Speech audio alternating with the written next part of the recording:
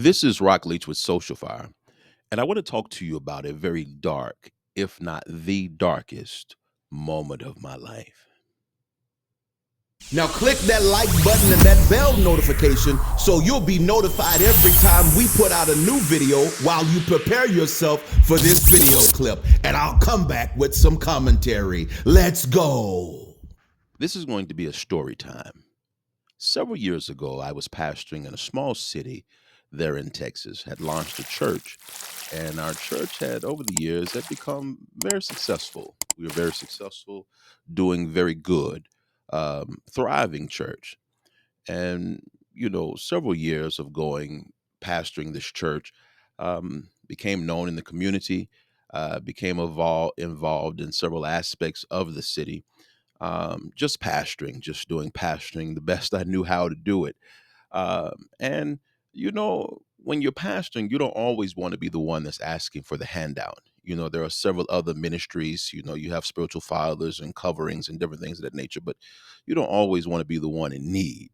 And so I was always a stats guy, always looking at how many people are in the community, how many people in the city, keeping up with what the city was doing as far as development and different things of that nature. So it was nothing to see me at city council meetings, sitting there, kind of keeping up with what's going on. As a pastor, I felt like not only was it my job to bury the dead, not only my job to marry the young, not only my job to bless the babies, my job was to keep up with the community as it pertains to people, family, feeding the hungry. We were just doing our job.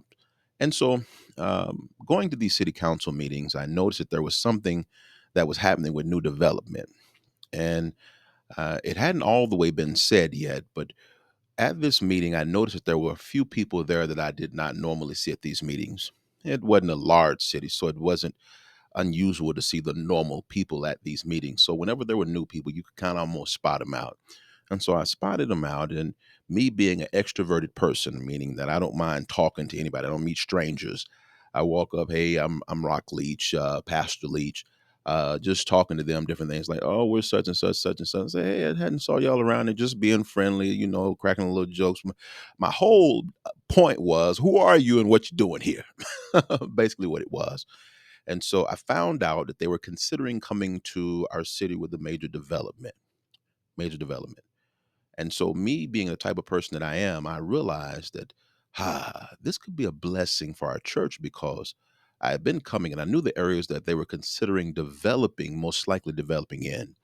And so, with this information, I began coming up with a strategy that I knew would work for our church because if our church, with this land that was clearly for sale, if we bought this land, it would be a blessing to our ministry. It would be a great blessing to our ministry. And I'm just sitting here thinking, like, Lord, if we were able to do this, I wouldn't have to concentrate on asking people for tithes so much. We have to concentrate on all these fundraisers and different things of that nature. Now I know before you all get into, God will provide, I felt like this was God providing. I honestly felt like this was God providing. So I was like, oh my God, we need to have a business meeting with the church, let them know what's going on. And we need to go and move on some land that was underpriced. I mean, it was there. Everything was perfect. When I say I felt that it was perfect. And so um, we went, had the business meeting, and in this business meeting, I gave a great presentation. I was so happy. Oh, this is it. This is what's going to help us to get to that next level. This is going to help us, instead of being the one that needs help from other ministries, we're going to be the one that will be able to help ministries because we're going to get in here, and this is going to be a blessing to the church. And I'll never forget how deflating it felt when the church trustees and stuff said no. um, once again, I had never failed them. And our church that was successful through the leadership that God had given me. I just could not understand how they were missing what God was doing. The deacons and different ones who I trusted were like, no. It seemed to be something that was going on that I had no idea what was going on, that I was getting so much resistance. And so, last ditch effort, I said, well, I'll put up my own money. This is how much I believed in it. I'll put up my own money. Um, just so that if y'all feel like this is a liability or something like this, I'll put up my own money And once again, I do want to make it known that this was a church that God allowed me to launch. I'll put up my own money, and once you all see that it's working, you can pay me back. Take it, and it'll bless the church. And the answer was still no. I was frustrated. I was bothered, very upset. I was beyond upset. I hate to say mad because it's a clinical term, but I was mad. I never forget at the end of that meeting, I really didn't want to talk to anyone. So I was at a place where I was speaking to people, but my mind was only on what happened here. How many Judases do I have here? How do they not see this that can help the church? How do they not see this? I'm on the whole thing of whenever it comes to making an appeal for finances that we need, I have to make the appeal. And here I am with a God given, I thought, plan to help us. And y'all are rejecting it. And many of them that are rejecting it are the ones that don't give. I was frustrated. I was so frustrated that night after I left the meeting, I was frustrated. I went far off, drove a little ways off to a local store, just driving, didn't really know what I was doing. And I went inside of this store, little corner market store, and it was a little late. They stayed open late. And I purchased alcohol. I purchased alcohol, um, and I don't even know why I purchased the alcohol. I'm not a drinker, but I was frustrated, just being driven by frustration. Purchased all this alcohol. Um, I purchased enough alcohol for a party, and it was just me.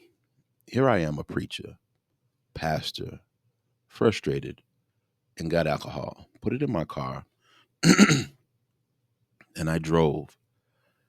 Me thinking that I was in a logical place. Surely I don't want to drink and drive. So I went to the local grocery store that was getting ready to close. I pulled into a spot far off, and I just began drinking. Not a drinker, and I coughing and everything, and drinking and drinking and drinking. Just I don't even remember the flavor of anything. Just drinking for too long. I passed out in the car. I passed out in the car. I don't know how long I was passed out. I remember seeing before I passed out, people were leaving, so I knew that the grocery store staff was leaving. But I passed out, and later on, I don't know how much time had passed. I woke up, and remember what woke me up was the bright lights in my face and the red and blue lights that I saw flashing. Apparently, I thought because I was inebriated, I was intoxicated. Uh, Someone had called the police. And I remember looking in the bright light, and I remember the tapping on the glass. And I just, that's all I remember. I blacked out again. I woke up again and realized that it was daylight. It was early morning. But what woke me up is the sunlight beginning a little warm in the car. And when I woke up, I realized that my left arm was handcuffed to my steering wheel. I remember thinking, oh my God, because if I've got a handcuff and I seem to remember, and I'm still a little out of it, I do remember the bright lights, but was I dreaming? My left arm is here, and I know I bought some alcohol. I smell it on my breath, but my alcohol is missing.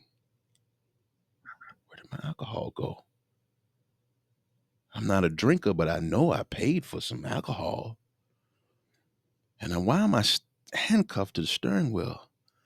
So maybe the police did come. And I was like, God, this is the end of ministry for me. Because in this city, anytime the police pull over somebody or any incident, it makes the local paper. I was like, I'm in trouble. Not only am I handcuffed and finna go to jail, But my children are finna find out about this. My family, my home, my church is finna find out that their pastor was in the parking lot drunk and was arrested for being intoxicated, public intoxication. I was sitting there handcuffed to the steering wheel, my left hand across the steering wheel in a way, and it was because I was trying to reach the door. And out of fear, I started trying to pull my arm, pull it with them handcuffs, and my arm started bleeding because I was trying so hard. Fear. I was like, maybe if I could get out these handcuffs, nobody will have to know. Pulling, pulling, pulling. And then people started to arrive that next morning for work. And me trying to hide what was going on, I used my right arm over the handcuffs on my arm and just kind of rock like I was listening to some music or something like that. Because people, they was looking, but they weren't too concerned. They pay attention, just rocking or whatever. Add insult to injury, one of my members who worked there passed by and was like uh waving at me. I'm thinking that they were saying, "Hey, pastor," something, but I tried to make like I didn't really see them or that I was deep in thought or something, so they would just go away. And all the time I'm thinking, I'm crying, I'm panicking because ministry is over with for me. This is gonna make the paper. All the people who didn't believe in me will say, "I told you so." All the people who denied me at this meeting would say, "God showed me that he wasn't in." Mhm. And here's what happened. A truck pulls up next to me. I had never seen this truck before in my life. And I'm sitting there and I'm just kind of trying to look without looking, peripheral vision, just trying to see. And the gentleman that got out the truck, he pulled up close to my car. He has a big truck, so he kind of covered my car, pulls up, and I noticed that he's tapping on my glass. I just kind of looked a little bit and I noticed he's wearing a police uniform. And he's a white police officer. He's a white police officer. And I am a black pastor who has had words publicly against our local police department because of racial injustice. I'm going to go to jail. This is their justice. This is their way, their retribution. Here we go. He's tapping on the glass. And I look, but I notice he's tapping on the glass with my car keys. He's tapping on the glass with my car keys. And he said, "Open the door." And I looked and I couldn't. And I think that he just wanted to see if I could. I don't know. It's like a joke or something. So he put his key in there and unlocked my door because I couldn't reach the handle because of the way I was handcuffed. He opened the door. He said, "I know you don't know me, so I'm going to share something with you." And me just being resistant, like, if you're going to take me to jail, just take me to jail. Just take these handcuffs, put them behind my back and just take me to jail. He said, hold on. Listen to me first. Because I done got this black and white thing in my head. I'm going, it's just what is going to happen. I'm just going to go ahead and face this head on. But God was getting ready to move. And he said, hold on. I want to ask you, do you know me? I was like, no, I don't know you. I don't know you. But just take me to jail. He said, hold on. He said, when I first started at this police department, the first call that I got was about a group of people having a revival, a tent revival, and they were too loud. The lady that called it in said the man is up there screaming and she don't know what's going on. He said that was his first call. So he came, drove by a block over by the house, the address that called, and he pulled out his decibel meter. That was his first call. And he used his decibel meter to see how loud I was. He said, that revival, the preacher who was preaching was you. He said, and you were preaching about love. And he said, since it was a slow night, I decided to stay. And if you got too loud past the decibel meter, because I kept it out, he said, I would come and ask you all to quieten down or just, disperse. As he's talking to me, I'm crying. I don't know what this is, why he's talking to me. I don't know what's going on. He said, you're talking about love, and I sat there listening to you talking about God is God, and he could save you from whatever you're going through. God is God, and he could bring you out of what you're going through. That was my first call.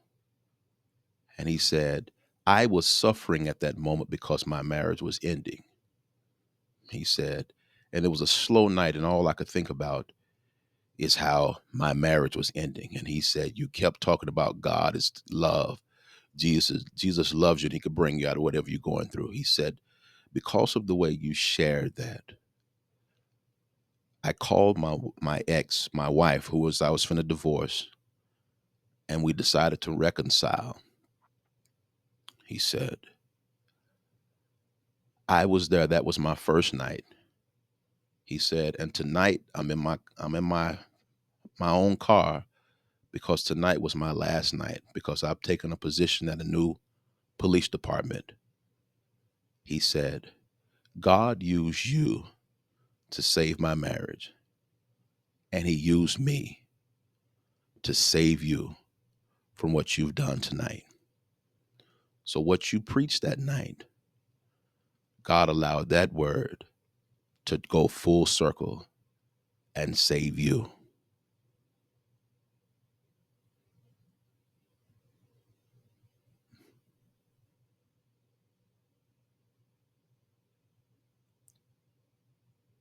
He took the handcuffs off of me.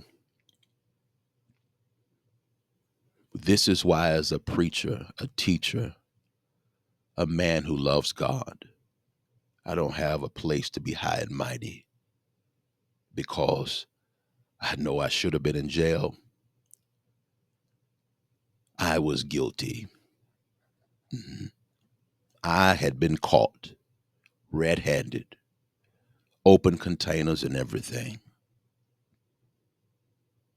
That was a time in my life that I saw God with his hand on me in a major level. And because of all, it wasn't about the money at that time. It wasn't about how much I was preaching, because I was preaching a lot, flying here and there and preaching. I almost let frustration take me out of here. What do you do when you are the solution and the problem all in the same person? I'd never met God like that before. Had been preaching all my life and had never met God like that before. I want to encourage those who hear this story, who hear this testimony.